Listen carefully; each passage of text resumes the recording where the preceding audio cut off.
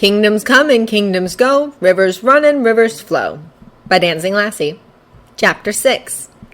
The sort of hug is unexpected. Jaskier has gone over this reunion constantly in his head. In the most realistic scenarios he's been able to conjure, Geralt had been physically aloof but concerned, and when Jaskier dared to hope for the best, pleased to see him. The hug is extremely welcome, though. Jaskier is unable to stop himself from leaning in and resting his head against Geralt's shoulder. He can feel the Witcher's breath ruffle the top of his head and pick out his heartbeat. He takes a deep breath of his own, and this is what forces him to pull back far too soon from the embrace.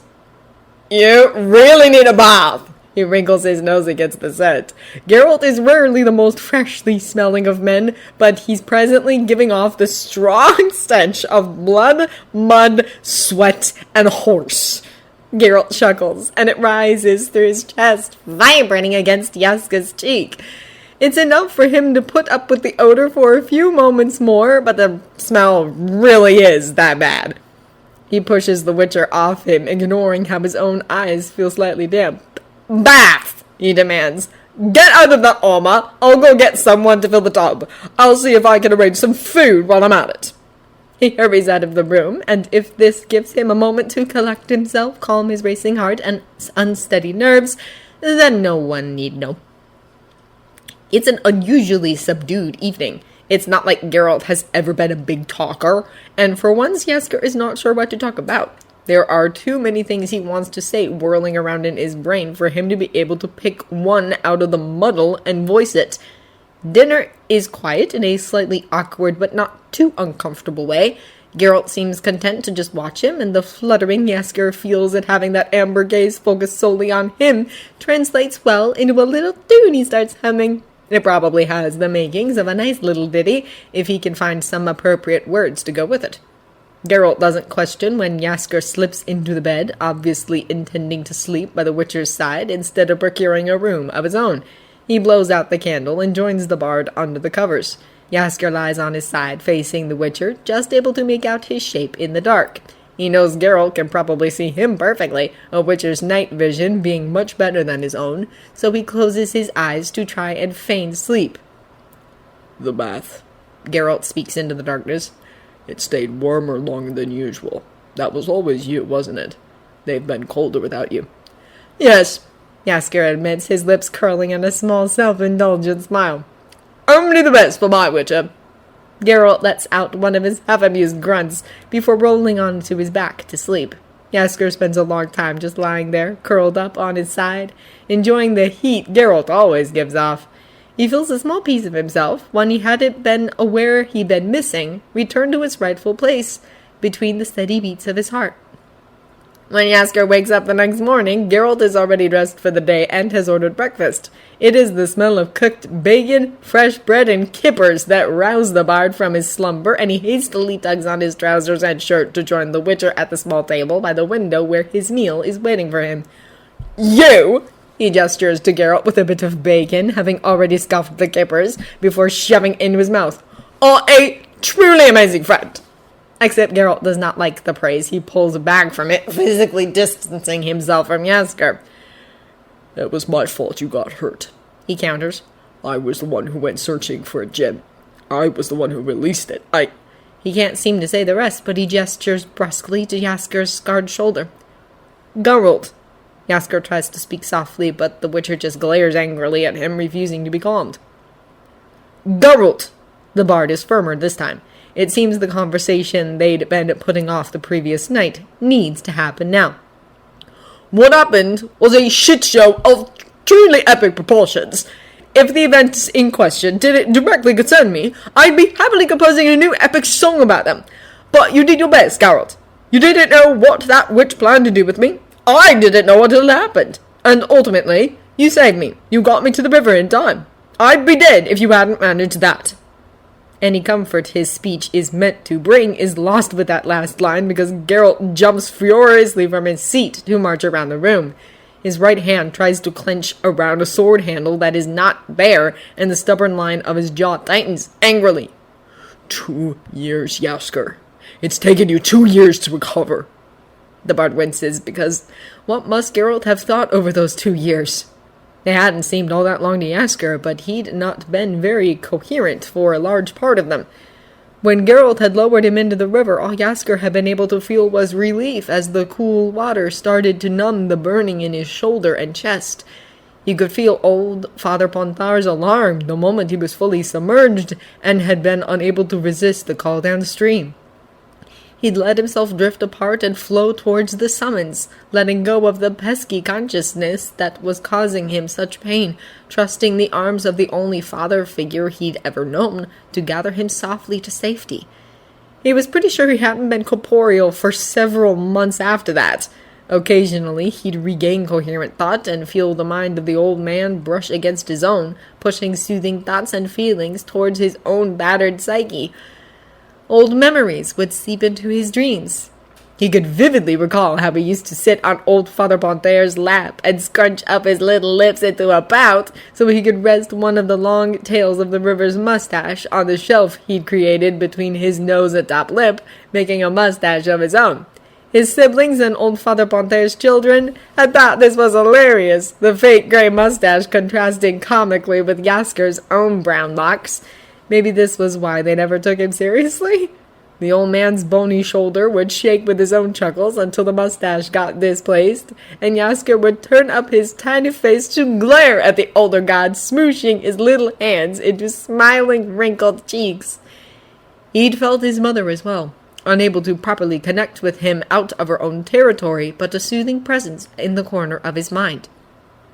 At some point, the bits of Jaskier that flowed freely all along the pond there had been gathered together again, carefully nudged and guided by Embla and Dupa, as well as the rest of the old man's children. They'd lent him their strength and prodded him back into a single corporeal entity, resting peacefully at the bottom of the river near Oxenfurt. The next time Jaskier had regained consciousness, though, he'd awoken in agony. They dragged him from the water and placed him in the most luxurious of caravans.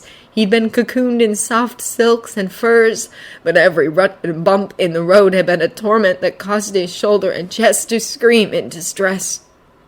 On one occasion on the journey, he'd awoken to a face full of dark hair that had caused panic to seize his limbs, jarring his injury and sending a fresh wave of pain crashing over him. But it had just been his sister, sweet, kind, quiet Adelaide, whose tight bouncy curls resembled the sorceress's in color only. He'd feebly grabbed her hand, stroking a thumb along the smooth, toffee-colored skin in reassurance, as she cried over him, tears dripping down her narrow face. He'd wanted to reach up and dry them, tuck her stray curls behind her pointed ears, but he had no strength in his arms for such a gesture. "Just rest," she told him. "Embla and I are here. You're safe. We'll be home soon." She had always been his most comforting sibling. He used to hide under her bed after playing tricks and mischief on Trava and Ina. While they'd torn the house apart in search of him, Adelaide would sneak him treats and toys to keep himself entertained while he waited for the danger to pass. Sometimes she would crawl under her bed to join him, and they'd whisper and giggle until they fell asleep in their private fort. Those memories had comforted him and let him drift back to sleep, reassured that he was protected.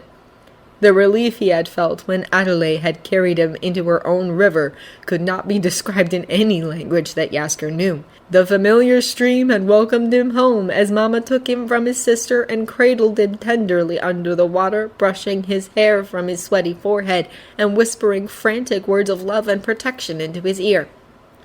His moments of consciousness had occurred more frequently after that, and there had always been someone there by his side to ground him in the moment. Most frequently it had been Mama, but he'd once woken to Ina scolding him for all the worry he'd caused, even as her voice trembled. Trava had also been a frequent companion, filling his ears with wild stories and sharing the bald-faced lies he liked to come up with, trying to convince Jaskier they were facts. Jaskier had believed that men could also get pregnant until he was 8. It had taken him just under a year to properly regain consciousness, to be well enough to be pulled from the Yaruga and inside Mama's house. He'd barely stayed awake long enough to be set up in his old room and fed some flavorless broth, but when he'd fallen asleep it was for the night, and not for days. Over the next few weeks, he'd managed to be alert and aware for a few hours a day. He'd rasped out words of thanks and gratitude as his family had gathered around him and slowly managed to describe what had happened to him. It had hurt to see their reactions. Mama wouldn't look at him, unwilling to show him the extent of her wrath. "She will regret ever thinking about us and our gifts," she'd snarled, and her voice was quiet, certain, unmovable. She turned back to him, face now clear of anger, and brushed a kiss over his hair before sweeping from the room. His siblings had made no effort to hide their own fury, but Trava had been able to banish it the most quickly, as he'd smugly told Jaskier of the retribution they'd been enacting on the witch so far. "Now that you're awake and Mama knows the full extent of everything, I've no doubt she'll think of her own reprisals." Jaskier had never found out what it was, only knew anything had been done because of the self-satisfied faces all his visitors had worn for the week. He did not, and still doesn't, like to let his mind linger on Yennefer, as he'd eventually learned she was called. Did not like to recollect how powerless she'd made him, how weak she had made him feel. The iron dagger in his shoulder was almost a preferable sensation to that. He'd had many nightmares over the next several months, and the water by the docks had remained unusually high. But eventually he'd begun to get stronger and move about. He'd got a shock the first time he'd been able to move across the room on his own two legs, and had caught sight of himself in the mirror. He was old! Gray'd been peppered all throughout his hair, while the beard he'd been unable to shave off had been completely white. Deep lines had marked the corners of his eyes and mouth. He'd been painfully thin, and his back had been stooped like an old man's. Trava had been hovering at his side, unwilling to let his little brother attempt to walk on his own without assistance nearby. He'd seen his brother's distress, and had tried to make light of Jaskier's appearance. "Lucky dog, if you ever decide to let yourself grow older, then at least you know you'll be a handsome silver fox.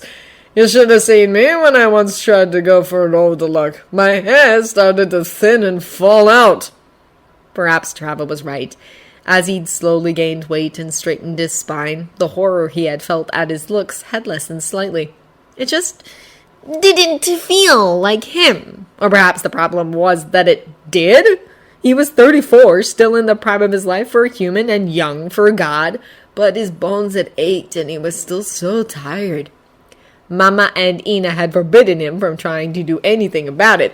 Ina had lectured him on healing first. He could focus on his vanity later. But he'd covered up the mirror in his room, and every few weeks it had been Etta who'd come and trim his new beard. She had always been the sister he was most distant from, but she shared his vanity and sympathized with his predicament, having never allowed herself to look a day over 25 in her 100 years of life.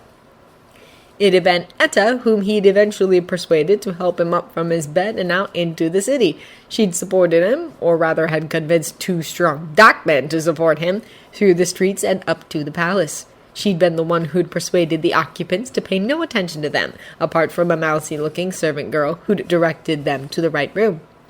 She had him set down on a long couch, tucked a blanket securely around his legs, and told him she'd be back to get him in a week. He dozed as he waited, unable to stay alert, until the familiar hand brushed his cheek, and he peeled open his eyes to see Malsak's face swimming before his own. "Thank the gods!" the druid had breathed out in relief. "Irina told me that you would make a full recovery, but without seeing you, it was hard to believe." He had kissed Jaskier then.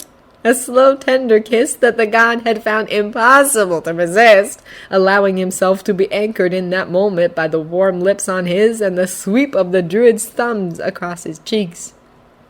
Malsak had pulled back, grinning slightly, before diving back in for another much filthier kiss. "What?" had been Jaskier's less than elegant reply. "The first was from me," the druid had explained. "The second was the one I promised Kate I would give you on her behalf, should I see you first." "Ah!" Jaskier had been dazed. "Still, I see you two have kept in touch while I've been away, then." "Nothing official. Not with my current employment." Malsak had perched at the end of the couch, resting a hand on Jaskier's ankle. but we have an informal understanding that suits us well. She was very worried for you, as was I." He paused slightly. "Irina told us what happened." Jaskier had just nodded tiredly. "Siri," he'd questioned, "I missed our appointment." Mousak had grimaced. "Not your fault," he'd assured. "I thought it best to tell her something the week before her birthday. Give her time to come to terms with it before her party. She was very upset, but not with you. She tried to steal her grandmother's sword. She had a whole plan worked out about how she was going to deal with that sorceress. Luckily, Ice caught her before she sneaked out of the palace. He was so proud of her bloodthirstiness that he didn't even tell Queen Calanthe." The druid had chuckled, but Jaskier winced. "What did you tell her?" "That you'd been injured by a powerful sorceress, that you were badly hurt but you would recover, and that this was the only thing that could keep you from your promised visit." "Don't worry. Somehow the queen has been convinced to give the princess a week off her lessons. I'm sure that she'll be over here first thing in the morning." Mama bless Etta. Mousak had proved to be a much more agreeable healer than Ina. He'd let Jaskier share a glass of wine with him, and had fed him a dinner that had actual flavor to it. He'd helped Jaskier to his bed, and had made no mention of the way the god's limbs shook with the effort of his day. Jaskier had woken the next morning to a whirlwind of skinny limbs, as his favorite little girl in the entire world had clambered up beside him on the bed and thrown herself on top of him. Thankfully, she'd landed on his unblemished shoulder as she burrowed her face into his neck and sobbed. It had taken many reassurances and songs to soothe her, and she had spent the rest of the day curled up by his side at bed, telling him all the stories of her life that he had missed. "I was going to bring you the witch's head," she'd told him haughtily, an almost perfect imitation of her fearsome grandmother. "But grandfather stopped me, and Mousak laughed at my plan, even though it was a good one." "What was it?" Jaskier asked, idly braiding the strands of her hair within his reach. "Well, no one would tell me who the witch was." She glared at the river, but he was no more likely to give her name than anyone else. The thought of Siri facing down Yennefer had filled him with a fear so strong it tied his stomach in knots. "So," she continued, "I was going to have to find your friend first. You know, Geralt, the one you're always traveling with because he keeps getting into trouble. I figured he must have been the one to upset the witch, which is why you got hurt. And he's your friend, so he must want to kill her as well. So once I found him, he'd be able to take us to the sorceress, and I would have chopped off her head with grandmother's sword. See, it was a good plan." The simple, beautiful logic of a child. "Uh-huh. And how exactly were you planning to find Geralt?" Jaskier had to check. Even thought of the meaning of his two favorite individuals had filled him with a weird combination of elation and dread. "I was going to ask around, obviously. How many Geralts can there be?" "Obviously," Jaskier had muttered back, unable to contain his grin at the precociousness of the princess before him. She would make a grand queen one day. For the rest of the week, Siri had acted as his diligent companion and nursemaid. She'd brought him his meals, played games with him during the day, and some nights she'd sneaked from her room and wormed her way in between Jaskier and Mousak, falling asleep with her head on the river's chest, her favorite toy horse practically shoved up his nose. The only upset came when the week had ended and it had been time for him to return to Mama's. Siri had thrown an epic tantrum, screaming and outright ordering him to stay. "I'm your princess! You have to do as I say!" she'd yelled, small-faced red with rage. Jaskier had been at a loss. He'd never experienced this side of the girl before. She'd barreled towards him, tiny fists striking at his chest, getting dangerously close to the still tender wound. "Enough!" He'd snapped, grabbing her wrists to prevent her accidentally causing him any further damage. "This is no way for an educated, privileged young princess to behave. Stop that before you actually manage to hurt me." Her rage had died down, and she was left blinking up at him with unshed tears in her big green eyes. Jaskier could feel his resolve crumbling, but had managed to hold onto his stern tone. "What do you need to say to me?" "I'm sorry," she'd sniffed, and he'd dropped her wrists so he could crouch down to her height. "But you can't go, Jaskier. Last time you left, you got hurt. It's safest here. Grandmother said so." The power she wielded over his guilt was a mighty thing indeed, and he'd drawn her into a tight hug. "I'm not going far, Master Villipad," he'd muttered against her ear. "I won't be leaving the city for a good while yet. I promise you'll see me again soon." And she did. Mama had not been happy with his unannounced week's absence, but even she could not deny the way that visit, and all the future ones, had lifted his spirits and helped speed up his recovery. Still, even when he'd been fully healed and had begun gradually shedding the years he'd put on, Mama had still found excuses to keep him with her. When Beltane and Ciri's 8th birthday had passed, he'd begun dropping hints about traveling again, but these had all been pointedly ignored. His beloved lute, which Vida had assured him Embla had rescued from the destroyed house in Rind and returned to Mama, had remained hidden from Jasker's sight. Her refusal to let him go had made him short-tempered and restless. He'd spent his days striding around the city and his nights in some bawdy tavern, getting drunk, starting fights, and sleeping with as many admirers as he could. He needed to get back to Geralt to see his Witcher with his own 2 eyes. Trava had assured him much earlier on in his recovery that the Witcher was being kept informed of Jasker's progress, but that hadn't been enough anymore. It had been Ina who had eventually persuaded Mama to let him go, after the 10th time Trava had been sent out to drag him away from the bar and back home. Jaskier didn't know what had been said, but the next morning Mama had given him permission to go. He had beamed his gratitude at her, but it had done little to relieve the sadness from her face. The next day he had shaved off his beard, now much more brown than white, and secured his beloved lute to his back before hugging his mother goodbye. "I promise I'll be careful." "You had better be, my buttercup. There will be consequences if you don't." But she tempered her warning with a farewell gift, 6 hand-embroidered shirts with a multitude of patterns and colors decorating the neckline and sleeves. After that, it had been simple to find Geralt to convince the servant girl to let him into his room. But now is the hard part, when he must try and say everything he wants while his famous silver tongue turns to lead. "But I did recover, Geralt," he presses. "I'm sorry it took me so long, and I'm sorry I never told you what I was. I didn't—" He trails off, unsure how to explain in a satisfactory way that he didn't tell Geralt for the sole reason of being unsure how to tell anybody. "I didn't know how."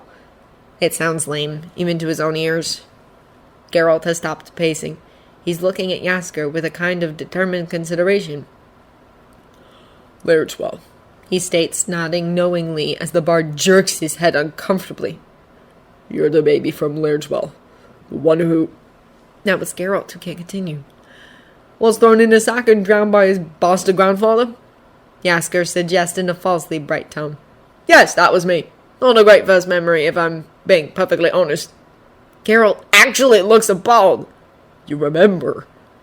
You were a newborn." "All rivers remember how they were made, Geralt. That's part of the price.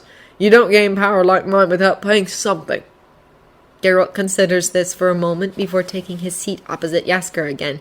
Jaskier slathers a slice of warm bread in butter and piles some bacon on top of it before pushing it towards his Witcher. The Witcher takes a mouthful, chewing thoughtfully before changing the topic of the conversation entirely. "I was going to head east next," Geralt states, and Jaskier's heart speeds up. From his taciturn friend, that was essentially a signed invitation to join him. "I bet there are plenty of nasty things for you to stick your sword into in that direction," Jaskier agrees. "I imagine all my old repertoire must be very out of date by now. People have probably already sung the last few songs I wrote to death. I'm in desperate need of some new material."